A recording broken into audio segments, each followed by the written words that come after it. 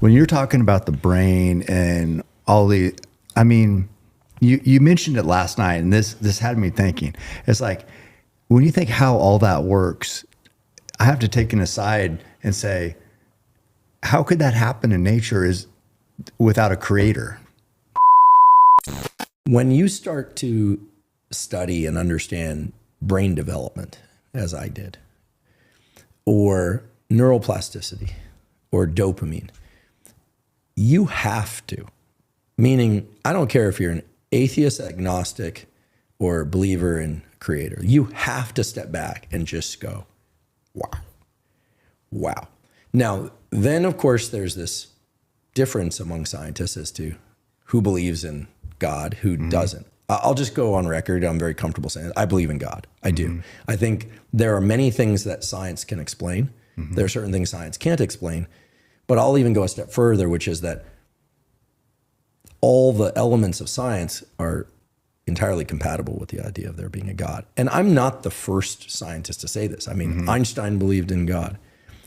Carl Jung, one of the greatest psychologists ever, clearly believed in God. There are many atheist scientists. There are agnostic scientists who are just kind of like unsure, right? And, you know, for me, I'm in absolute awe of biology.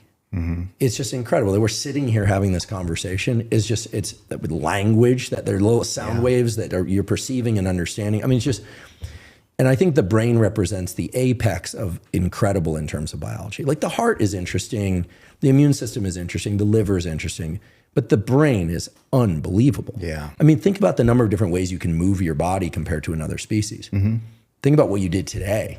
Think about what I was attempting to do today, right? Yeah. Spectacular. Think about technology, these lights, the, you know, Tesla cars, spaceships. I mean, the internet, I mean, unbelievable. And yet, oh, so real. Yeah. So, you know, I mean, we could talk a bit about how I, you know, well, I'll just say this. Secretly, I've always prayed. I grew up in a split religion home. My family's like the UN. We've got people from Guatemala, Denmark, Argentina, New York, like all the different political battles are in my family. Super left, super right, libertarians, lefties to the, you know, it's crazy. Thanksgivings can be difficult. Yeah. But I'll say this, you know, I absolutely pray. I absolutely love that the idea, but also what for me is really a deep belief, which is that we can't control everything. We're not in as much control as we think we are. And that the magnificence of biology and the magnificence of nature is, it's impossible for me to conceive how that could come about any other way. It just is. Now, yeah, I mean, I think that, you know, full stop. Who do you pray to? That's an interesting one because I think God. Yeah. So I absolutely do. I've actually started reading the Bible recently, start to finish. I feel like it's my duty to like learn and in some sense compare Old and New Testament. I'm really interested in the stories, but I'm fascinated by the story of us, right? And the story of everything. And so, but yeah, I pray out loud in the morning, sometimes again in the middle of the night if I wake up. And it's only recently that I've been doing this more often. It's giving you peace? Oh, my goodness. It's given me so much. It's given me peace. And, you know, this is going to sound weird and probably people are going to be like, what are you talking about? If this, it works. It works. There's a way in which certain things I was grappling with, you know, I just couldn't resolve. I couldn't do it. And it was all internal and I just couldn't do it. How were you trying to resolve these things? Like have an answer? Yeah, discipline myself. I mean, it wasn't like I was super, you know, undisciplined. I mean, obviously I have a lot of self-discipline, but you know, I always pray, you know, I want to remove my defects of character. I always wanted to have a deeper relationship to God. I always wanted that. And I kind of was like, why don't I have that? Well, duh. That's like saying, I want to be fit. Why I'm not fit? Well, because you're not running, you're not lifting, you're not doing the things. It was like, and it was a couple of different people that kept showing up in my life and they were doing it. And it was like, well, pray. And, you know, I've learned, and I certainly try and do this, that a lot of prayer is about listening. And a lot of prayer is about you ask for things or listen for things, and then an hour later, 2 days later, you go, wait. Like, it doesn't happen in the moment necessarily, just like fitness. I don't want to compare fitness. I don't want to trivialize prayer by comparing to fitness, but there's some parallels that are relevant. Yeah. It's consistent work. Yeah, it's consistent work. And then all of a sudden, like, things come up. And you're like, oh my goodness, I can't believe it. That makes so much sense. All right, guys, that's it. I hope you guys enjoyed that short little bit from a clip from Andrew Huberman. He is a neuroscientist, and he's been on a lot of sort of manosphere podcasts, fitness podcasts, science podcasts. I really like the guy. I like, if I see him pop up in my feed, I usually click on it and hear what he has to say. He seems like a really smart dude. He hit on, there are certain people like Albert Einstein and a lot of great thinkers who also believed in God. I saw a quote that apparently Albert Einstein did. It's like, to not believe in God is unscientific, or the more that you actually dig, the more you start to believe in God. There was this incredible documentary I saw years ago, and it's on YouTube, and I cannot find it for anything anymore. I have searched and I have scrubbed to find this documentary. It's called like the scientific evidence of creator or creationism, and it was all scientific back. They used quantum physics and mathematics and stuff that went over my head. They into ecological, like the bones and the evolution charts and stuff like that, and it really showed they debunked a lot of stuff that came from the idea of evolution, and they actually backed a lot of their ideas from why a creator or creationism makes more sense than it just being nothing, that we got something out of nothing. One of the things that they pointed out in the documentary is just Darwin was one of the biggest pushers of the Big Bang Theory and evolution, and people don't realize, like, science changed. They didn't have the technology that they have now that they had back then, and Darwin himself even said, if technology ever evolves to debunk any of my theories, then my theory itself goes out of the window. Darwin believed you can get something out of nothing. Darwin believed that you can get, the little gnats that you find in, like, you open a rotten can of meat and a little gnat fly comes out. He believed that gnat developed within the meat. He didn't realize that the little wiggle worm got into the meat, and that's where the larva hatched, and that's where the worm came out. They also believed that DNA was actually quite simple because they didn't have the technology that we have now. If you look at the complexity of DNA, like Andrew Huberman was on about, like, the brain. He was fanboying the brain, and I agree, the brain is fucking-nificent.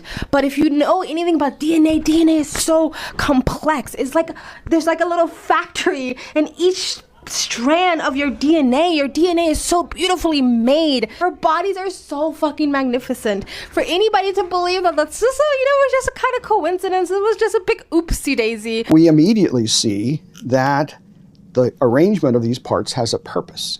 And so we immediately grasp the intelligence that was needed to produce something like this. And again, I can't emphasize enough that Darwin didn't know anything about the foundation of life. He and his contemporaries thought that the cell was a little piece of jello, protoplasm, they'd call it. And it was mysterious, did cool stuff, but they didn't know how, so they pretty much ignored it. But modern science has shown that the cell is a lot like a ultra-sophisticated nanoscale factory, far, far beyond anything that humans could produce. And again, they're just chock full of machinery. So not only have I become skeptical of Darwin, but you can readily see the design in life. So I've argued that many of these machines were purposefully designed. Do you believe in evolution? I believe in I believe in microevolution. I believe that there are real evolutionary processes. I'm skeptical about what's called universal common descent, the idea that all living forms have evolved from one single common ancestor. I'm profoundly skeptical about chemical evolution, the idea that the non-living chemicals in a prebiotic ocean or prebiotic soup arranged themselves to form the first living cell. And I'm also skeptical about the creative power of the mutation selection mechanism, which, as it happens, so are many leading evolutionary biologists today. I attended a conference in 2016 at convened by the Royal Society in London, Royal Society being the oldest and most august scientific body in the world. And it was convened by a group of evolutionary biologists who were essentially dissatisfied with neo-Darwinism, the standard textbook theory that we learn in in all high school and college textbooks, and many of them were saying we need a new theory of evolution. I know the whole like infinite universes theory, or like, well, yeah, we got to this perfection, but we've done it like a million zillion times. When we finally got to a point where it was correct, the infinite universe theory, which is still a theory. By the way, evolution is also still a theory. The Big Bang is also still a theory. It's just taught as a fact, but it is still a theory. It has never actually been proven. For a theory to become fact, you have to actually replicate your theory multiple times. And since the beginning that they believed that the Big Bang theory was a thing, they have never been able to replicate the Big Bang. They've tried many times, and usually if they come out and say they have done it, when people do research or do investigations, it's been a corruption within this within the scientific test to kind of manipulate it to make it seem like they created the Big Bang, or they created something out of nothing, and you can't do that. They've tried, and they have failed time and time again. But within that documentary, they did the mathematical equation of like, literally, it is almost impossible to get the perfection of who we are and all the other living organisms on this planet, and how the ecosystem, how everything kind of works perfectly, to get that just by by just random atoms just crashing into each other and evolving. It's almost mathematically impossible, even if you had infinite universes. Anyway, I know I'm going off on a tangent. I just love this shit. I'm like fangirl this shit. When it comes to prayer, I pray. I believe in God. I'm not a Christian. I'm not religious. I actually think sometimes that hinders your relationship with God, but that's just my opinion. I think church is fine. I think it gives people stability and community, and if it gives you something to lean on because you need something at the time, I think that's perfectly fine. But however, I don't personally think people need that to have a relationship with God. I do pray. I pray and I meditate. Try to do it every day. I don't do it every day. Not like get up in the morning, stretch, pray, meditate, do my breath work and all that stuff. I know, Krista woo woo. Anywho, even if I don't do it in the morning, I do it throughout the day. And for me, like he said, like sometimes it's not immediate. It's not like it's not, to me, I don't believe in the whole like, oh, you pray and it just falls out of the sky. It's the same thing with law of attraction. Oh, you just think it and it just comes out of the ground out of nowhere and it falls into your lap. No, sometimes you pray for things, like I'll pray for health and healing and strength, and I'll pray for knowledge, and I will come upon articles and videos. I stumble upon people and conversations, and then I'll have the revelations through that. And I know I've been guided through life so I can stumble upon the answers that I'm praying for. So a lot of times when people think that it's just gonna fall out of the sky or whatever, they miss what God is sending them. They miss the information that they're asking for. Anyway, I don't want to make this video too long, but I agree with everything that he said. I think having a higher power, having some sort of spiritual connection, whatever that is, it really does positively affect your life. I don't think you have to be religious, go to Bible or read the Bible or go to church to do those things. And you don't, this idea that everybody who believes in God and everybody who's spiritual somehow only believes in it in this magical thinking woo type of way. And no, none of us have any scientific backing in it or any logic behind it. It's so false. It's so false, especially in 2023. More and more scientists are coming out as believers in God or as believers in the creation theory. I don't understand how you could demonize people who are of faith but still believe in Darwin, who's been debunked many times at this point.